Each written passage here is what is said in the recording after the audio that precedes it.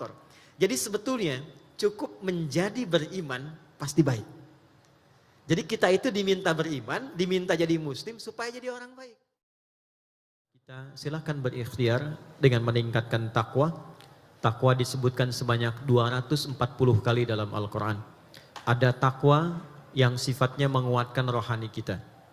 Dan itu wujudnya dalam bentuk ibadah. Seperti sholat, baca Quran, berzakat,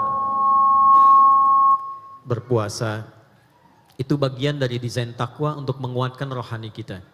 Rohani itu fungsinya memberikan ketenangan dan kenyamanan serta stabilitas pada mental kita. Fisik kuat tapi mentalnya lemah, itu pun juga akan menjadi persoalan.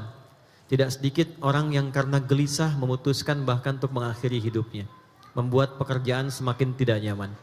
Karena itulah ketika kita diminta sholat, panggilannya itu bukan panggilan beban. Diviralkan di setiap pergantian waktu di telinga kita. Ketika kita bertanya, kenapa mesti sholat? Maka Allah mengingatkan lewat suara muadzin yang indah itu, hayya 'alal falah. Supaya bahagia, supaya tenang. Karena itulah hal terbaik untuk mendapatkan ketenangan. Tenang itu kan dalam jiwa, batin kita. Dan tidak ada yang bisa memberikan ketenangan kecuali latihannya latihan batin, latihan jiwa. Untuk itulah kita diminta sholat. Karena itu, bukankah setiap kali kita sujud, kita merasakan ketenangan yang tidak biasa? Karena itu banyak pesan di Al-Quran, kalau sedang gelisah, alih-alih mencurahkan isi hati di dalam status media sosial, atau yang lainnya, lebih baik bawa kepada amalan-amalan penguatan jiwa. Ambil wudhu, sholat 2 rakaat. Dan sholat itu yang memberikan ketentraman kepada jiwa. Ambil wudhu, buka mushaf, baca Quran. Dan yang unik kadang-kadang saat dibaca itu baru kita buka, ternyata kok ayatnya bisa sesuai dengan yang kita butuhkan. Itu bisa terjadi. Nah ini bagian takwa yang pertama. Jadi diminta sholat bukan ingin membebani. Diminta baca Quran bukan ingin memberikan kesulitan. Tapi lebih ingin memberikan ketentraman pada jiwa. Kemudian takwa, dimensi yang keduanya itu adalah amalan sosial. Berbuat baik kepada orang tua itu takwa. Memberikan pelayanan terbaik kepada anak-anak itu takwa. Membangun harmoni di keluarga itu takwa. Ada banyak ayat di Quran yang memberikan kesan yang tidak baik pada orang yang rajin sholat, tapi saat yang bersamaan buruk komunikasinya di lingkup keluarganya. Tidak hormat pada orang tuanya, tidak sayang perhatian kepada anaknya, tidak harmoni membangun komitmennya. Kemudian dengan teman, dengan tetangga, even itu bahkan kepada yang beda keyakinan, itu dimasukkan dalam takwa. Jadi Allah tidak menyukai ada orang Islam yang bahkan rajin sholat, rajin baca Quran, tapi bahkan dengan kawannya, walaupun beda keyakinan, itu tidak bersikap baik. Ternyata disebut kurang takwa. Jadi menjadi seorang muslim itu ternyata pribadi yang komplit. Menjadi insan beriman itu ternyata ditampilkan dalam kebaikan. Karena itu setiap disebutkan kalimat iman, selalu bersanding dengan amal soleh dalam Quran. Di antara surah viral itu kan surah 103 ya. Surah yang sering kita hafal selain 3 kul kan. Wal 'asr. Innal insana lafi khusr illal ladzina amanu wa amilus shalihat. Jadi setiap ada kata iman seringkali disusul dengan amal soleh. Untuk memberi kesan bahwa orang beriman itu pasti perbuatannya soleh.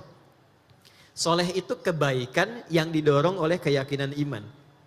Dan kalau teman-teman riset, kita lihat keluarkan ayat-ayat Quran yang terkait dengan semua fungsi tubuh kita. Itu rata-rata dibuka dengan iman.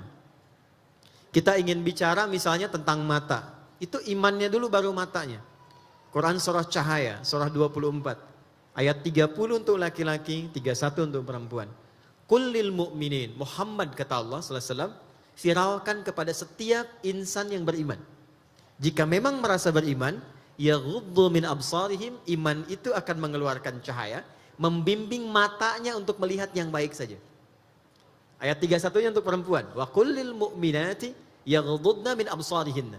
Perempuan kalau merasa beriman itu, imannya akan jadi cahaya, membimbing pandangannya melihat yang baik saja. Dari mata turun ke, sebelum ke hati ke lisan dulu ya. Turun ke lisan, Quran surah 49 ayat 11. Ya ayyuhalladzina amanu la yasra qaumin qaum.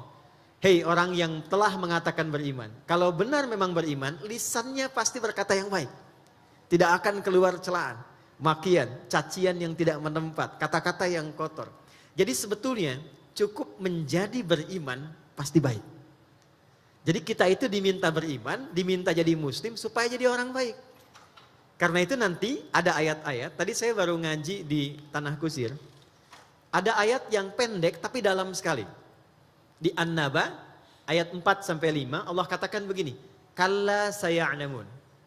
Kalla itu kalimat pencegah dari perbuatan yang membahayakan. Kata Allah, hei kalau ada perbuatan yang buruk jangan pernah lakukan. Karena kamu beriman. Tapi pengertian terbaliknya, ini indah sekali isyaratnya. Kalau kamu memang beriman, pasti baik.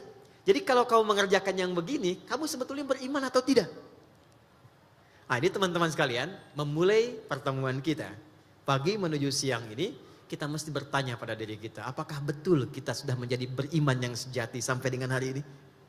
Kalau memang demikian, tanyakan pada diri kita. Sebelum berangkat ke sini, bagaimana dengan perilaku tubuh kita? Sudah baik belum? Jangan-jangan ke sini dengan pasangan ada yang belum dituntaskan. Dengan anak-anak ada yang belum cair. Dengan orang tua ada masalah yang belum selesai. Dengan tetangga bahkan ada kata maaf yang belum terurai. Padahal tidak sulit untuk mengatakan itu. Karena itu merenung sejenak. Karena kata Quran, jangan sampai tiba waktunya kita pulang, kita masih membawa persoalan dalam berkehidupan. Ini pesan pertama yang ingin saya bagi karena ini jumpa pertama kita setelah sekian lama kita belum mengaji lagi. Jadi saya ingin memastikan insya Allah sepanjang yang ada di sini saya yakin kita semua termasuk orang-orang baik. Tidak cukup dengan amin, kita harus tahu dulu alasannya apa gitu ya. Alasannya apa? Alasan paling rasionalnya adalah statement Nabi. Kalau sudah Nabi nggak bisa disoal. Ada di Al-Bukhari, topik yang ketiga, nomor hadis 71. Diviralkan oleh sahabat Muawiyah bin Abi Sufyan. Di Al-Bukhari itu ada 97 topik. Topik yang ketiga tentang kitabul ilmi. Nabi mengatakan, man yuridillahu bihi khaira yufaqihu fid din. Siapapun yang diinginkan oleh Allah berubah jadi orang baik. Maka yang pertama diberikan bukan dunia. Jadi kalau sedang dapat job, ada peningkatan status, ada harta yang bertambah, ada ilmu yang bertambah. Jangan cepat disimpulkan itu tanda dari Allah kita menjadi baik. Ternyata tanda pertamanya kata Nabi, yufaqihu fiddin, diberikan sentuhan kepada jiwanya agar ia mau belajar tentang tuntunan agamanya dengan cara yang benar. Terima kasih dan kita syukuri di antara sekian teman-teman hamba-hamba Allah yang beraktivitas, Anda yang terpilih untuk mau belajar di kesempatan kali ini dan itu mahal. Pertaruhannya adalah kalimat Nabi ingin merubah kita menjadi lebih baik. Kalau Allah sudah berkehendak dan ditempatkan duduk kita sampai saat ini belum bertekad menjadi lebih baik, dengan cara apa lagi Allah mesti memberikan hidayah dan memantapkannya dalam jiwa kita.